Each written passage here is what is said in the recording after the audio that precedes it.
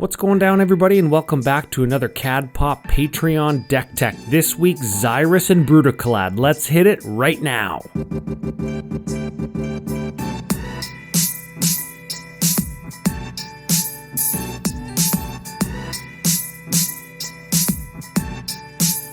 Alright, we are back, and this is the Patreon Deck Tech on the Commander Ad Populum YouTube channel, brought to you by FusionGamingOnline.com, your source for all your gaming needs, and all of the generous Patreon supporters over at patreon.com/CADPopcast. The Deck Tech is one of the benefits. We do them every second Friday, and they do supplement or make up a good portion of the Commander Ad Populum YouTube content. If you want more, you can check out my altered art tutorial playlist. If you're interested in or want to get into or share alters with anybody in your MtG life, you can head over, learn a few things, share a few things, like the videos. You can comment on them if you have any questions or share them on any social media platforms. If you want to get a hold of me, at CADPopcast on Twitter, Commander Ad Populum Facebook group, you can DM me there, cadpopcast@gmail.com. Now, today, we're doing a Brudiclad deck, but only kind of, and savvy CAD poppers are going to know that this is actually the second Xyris official deck we're doing, but we're doing a secret commander. So let's read both of them and remember that these deck techs are for three groups of people. The first group are the new players, new to the format, new to Commander, new to Magic the Gathering, looking to learn, looking to build, looking to understand how the format works. The second group of people are the people with some experience under their belt, the people who are looking to broaden their horizons or sharpen an edge within a certain strategy that they're already familiar with. The third group of people is the long-time people, the grizzled war vets, the people that are looking to build around pet cards or nostalgia or do some advanced form of Magic deck building. And I think that this deck is a little bit a combination of all three of those people, which makes it unique. We're learning solid deck building fundamentals with this deck. We're learning about secret commanders. That is a commander within the 99 that the deck might be built around. And then the proper commander, Xyris in this case, is just there for the extra color, green, over the secret commander, Brudiclad. So that kind of thing might be good for those intermediate players. And then the long-time players are really going to dig a bunch of the cards in this deck. And this deck is submitted by friend of the show, Patreon supporter, all-around good community member, Papa Dio. So if you run into Papa Dio on Twitter or various Discords or lurking in the comments on any Twitch stream that you watch, say hi. Really good guy to have around. Now, Xyris and Brudiclad, let's give them a read. Xyris, the proper commander, is a Snake Leviathan 3/5 for red, blue, green, 2, flying. Whenever an opponent draws a card, except for the first card they draw on each of their draw steps, create a 1/1 green snake creature token. Also, when Xryis the Writhing Storm deals combat damage to a player, you and that player both draw that many cards. So if they draw extra, we get snake tokens. If we hit them, we both draw probably 3, but if we can pump Xyris or make it bigger, we can draw more. Now, the hidden commander, Brudiclad Telcor Engineer, is a 4/4 Artificer, legendary artifact creature, and that's going to be important, we'll find out why, for red, blue, 4. Creature tokens you control have haste, and at the beginning of combat on your turn, you create a 2/1 blue mirror artifact creature token. Then you may choose a token you control. If you do, each other token you control becomes a copy of that token. So this is a token deck, and this makes it unique from the last time we did Xyris, which I think is a little bit more traditional, even a little bit more group huggy, and that's available on the Commander Ad Populum Deck Techs playlist. You can find it there. This one's focusing on Brudiclad. So let's get through a little bit of the minutia, the stuff that makes this a standard and well put together commander deck, and then we'll get to some of the stuff that makes it actually a Brudiclad deck. We got 10 ramp spells: Soul Ring, Thought Vessel, Arcane Signet, Farseek, Rampant Growth, Secure Tribe Elder, 3 visits. Those are all very standard. And then we've got Ashnod's Altar at 3, which lets us sacrifice creatures to get mana. token deck staple. And then Court of Bounty. This is a new one from Commander Legends. Green, 2 enchantment. When it enters the battlefield, you become the monarch. And what's cool is if somebody else is the monarch, that's actually the second card they draw in their turn after their main draw for the turn. So that would make us a snake if our opponent gained the monarch.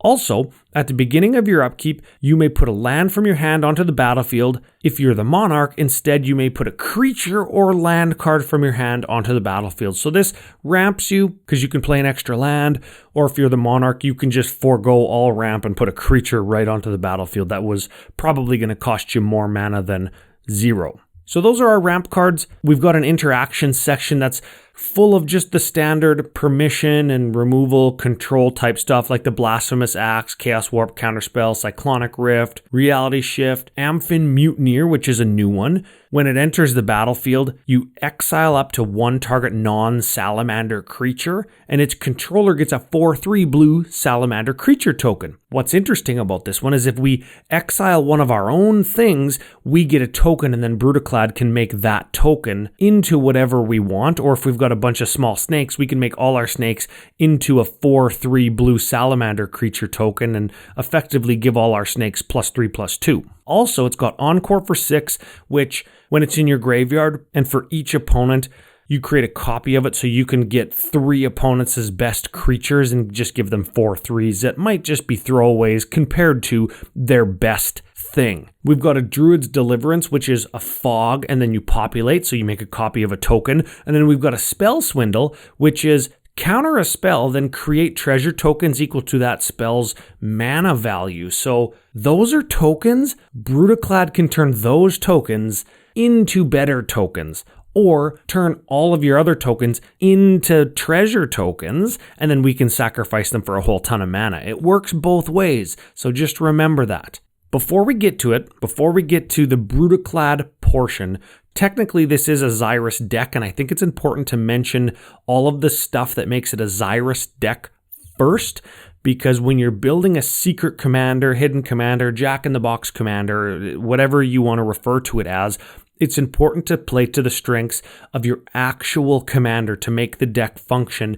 If you can never find Brudiclad, if you can't tutor for it, if it gets exiled, we can't wholeheartedly rely on the Brudiclad plan. So we need things like Windfall, Whirlpool Warrior, Wheel of Fortune, Teferi's Puzzle Box, Magus of the Wheel, Jace's Archivist, which is essentially Windfall but a creature, and a split card called Commit to Memory. Now, all of these cards, all 7 of them, do, I'm going to say, the same thing.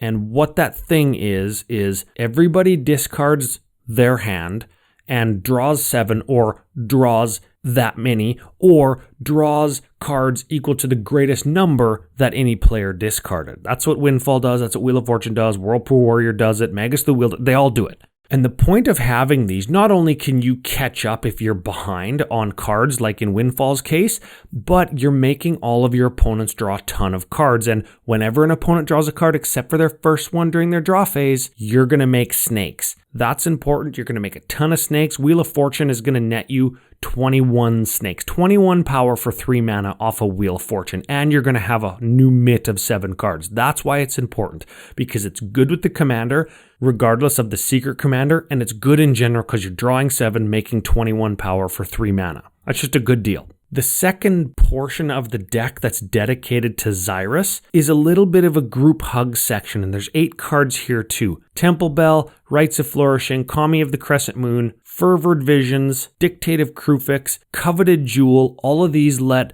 everybody, or the controller of Coveted Jewel or whatever, draw extra cards.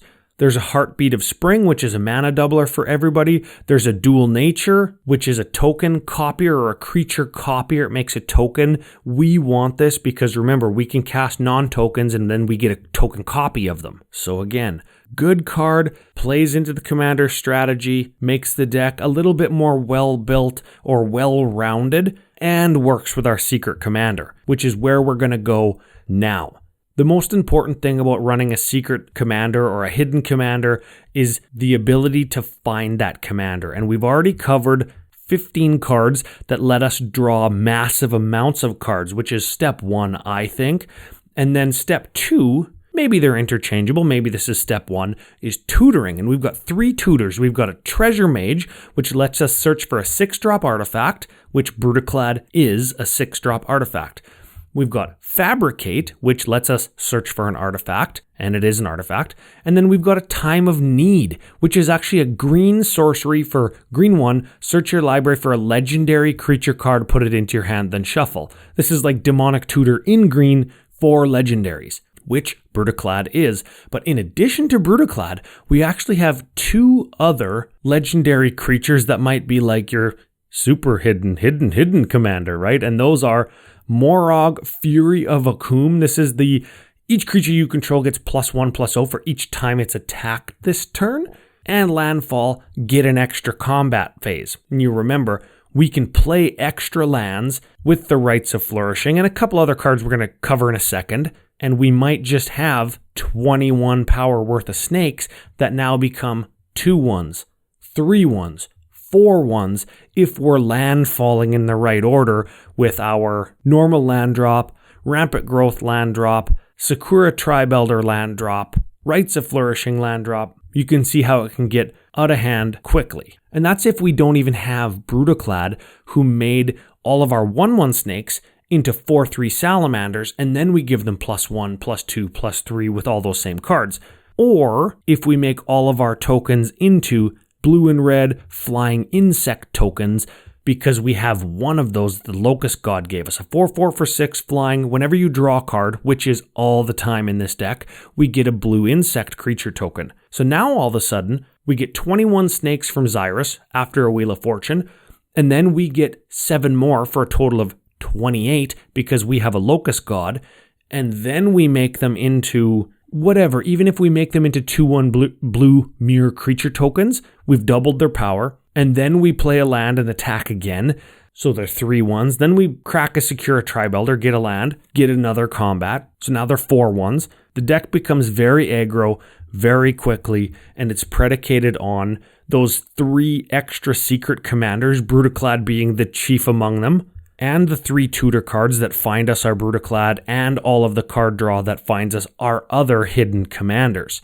But we're not done yet, because we actually have a 9-card token package, which I think is a little bit standard when it comes to Brudiclad, but remember we have green, so we actually have access to a couple other green inclusive creatures that we don't normally see in a Brudiclad deck, and that's what Xyris affords us.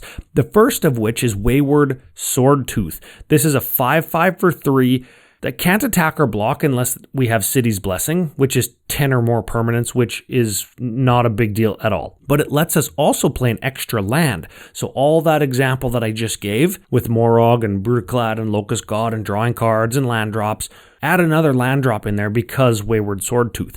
The other couple green guys we have is Carnage Tyrant. This is a dinosaur that can't be countered, trample, hexproof, 7/6 for 6. If we can make a token copy of this, then all of our tokens become 7/6 hexproofing tramplers, which is major. Next up in the category of major is Avenger of Zendikar. 5/5 for 7, enters the battlefield, we get a 0/1 plant creature token for each land we control. Landfall, they all get +1/+1. So if Brudiclad makes all of our tokens, snakes and otherwise, into plant tokens, then we landfall to get extra combat steps. All of our plants continue to get bigger. The final green inclusive creature that Xyris allows us to run is Biovisionary. And this one's interesting for a couple reasons. A, because it's an alternate win con. It's a 2/3 for 3 that says at the beginning of your end step, if you control 4 or more creatures named Biovisionary, you win the game. Because we can make tokens, because our tokens all become the same card, Biovisionary can win us the game because it says at the beginning of the end step. So your opponents need to instant speed sweep your board if you have a Brudiclad and a Biovisionary out. This makes for a very strong and very hard to disrupt alternate win condition because it happens at the end of our turn, not at the beginning of the next upkeep, whereby we're giving each of our opponents time to untap and draw and make a bunch of game moves and attack us before it comes back to us. No, we don't have to wait for any of that. We just move to end step after Brudiclad's made all of our 25, 28 tokens into Biovisionaries. Very, very, very cool. Along the same lines, we've got a Dockside Extortionist, which ETBs gives us a ton of tokens that are treasures so we can make big mana or turn all our treasures into creatures. Magmatic Force, whereby if we copy it and then all our tokens become magmatic forces, we pass the turn and all of those magmatic forces all say at the beginning of each upkeep, magmatic force deals 3 damage to any target. So if we have 21 magmatic forces or 22, all of our opponents are taking damage in the 60 range. Mere Battlesphere, C, Avenger of Zendikar. Psychosis Crawler, C, Wheel of Fortune. It deals a damage every time we draw cards. Utvara Hellkite. Whenever a dragon we control attacks, we make a 6/6 red dragon creature token. If we make all of our creatures into Utvara Hellkites and then they all attack, they're all going to make 6/6 red dragon creature tokens. Very, very, very excellent section. I like every single one of those includes. Now, finally, I mentioned it over and over and over again, make tokens. And in this section, we got 13 cards. First of which is very cool. It's an instant. Cackling Counterpart. You put a token onto the battlefield that's a copy of a creature you control for 3 mana. And then it has flashback for 7. Dance of Many. This is an enchantment. This is an enchantment for blue. You got to pay blue during your upkeep or you sacrifice it, but it makes a token of a card you control. Girad's Belligerence. This is an X damage spell that lets you then populate. So you get a token of any token. We've got a Mimic Vat, which is when one of our creatures dies, we exile it and imprint it on Mimic Vat. Then we can pay 3 to make a copy of that creature, a token copy of that creature. We move to combat. Brudiclad makes all of our tokens, whatever we just exiled. Very excellent. And our Ashnod's Altar actually facilitates this very well because we can drop our Ashnod's Altar and our Mimic Vat. We can sacrifice our best guy, put him in the Mimic Vat. We've got the mana that creature gave us when we sacrificed it. Make a token, move to combat, swing in with huge tokens. Mythos of Aluna, that makes token. Quasi-Duplicate makes tokens and has Jumpstart, which allows us to cast it from our graveyard by discarding a card and then we exile it. Repudiate and Replicate, creature token card. Saheeli's Artistry, creature token card. You're starting to see a trend. Spitting Image, creature token card with Retrace, which allows us to discard a land and cast Splitting Image from our graveyard. This is a repeatable one. Very good. Sublime Epiphany. What doesn't this card do? But option 4 is create a creature token that's a copy of a creature we control. Very excellent. Twin Flame, which you guessed it, makes a creature token, but we can target more than one thing. If we want to pay 3 extra mana, we can target again and again and again and make that many tokens. They all gain haste. We sack them at the end of the turn. You take it or leave it if you want to, because what you're doing is just creating more tokens and then Brudiclad just turns them all into your best one, so probably that's good. We've got a Zyndarsplit's Judgment, and this is a cool one because for each player we choose friend or foe. Each friend creates a token that's a copy of a creature they control. Each foe returns a creature they control to its owner's hand. So you probably pick all foes, especially if your one foe opponent only has one blocker, you bounce it and then you kill them, probably. And you might be able to do that with a little card called Second Harvest. For each token you control, create a token that's a copy of that permanent. So what's really cool is Brudiclad gives our creature tokens haste, and we might have more than one combat phase with Morag, Fury of Akum. You could move to combat, make all of your tokens into Avenger of Zendikars. They all buff plants. You landfall, they get bigger. You get a second combat with Morag. Post-combat, you second harvest, create all that many copies of Avenger of Zendikar, and they all bring plants with them, and then they can all attack again, and like it just snowballs. I want to say exponentially, but really it snowballs based on how many lands you have. Super awesome, hyper powerful, like screams commander format. The top end of this deck when you're wheeling or windfalling and making so many tokens with Xyris and then changing them all into your biggest, best thing and then taking extra combat steps or phases. It's checking all of the things that make Commander the format that it is, and I love it. Now, couple things to remember with a deck that includes cards like Wheel of Fortune. This is an $1,067 deck, almost $1,100. The mana base on this 3-color deck is $240, right? So there is some expensive cards. The Battle Bond style enters the battlefield tapped lands. You've got a Field of the Dead, which isn't cheap anymore. You've got Triomes.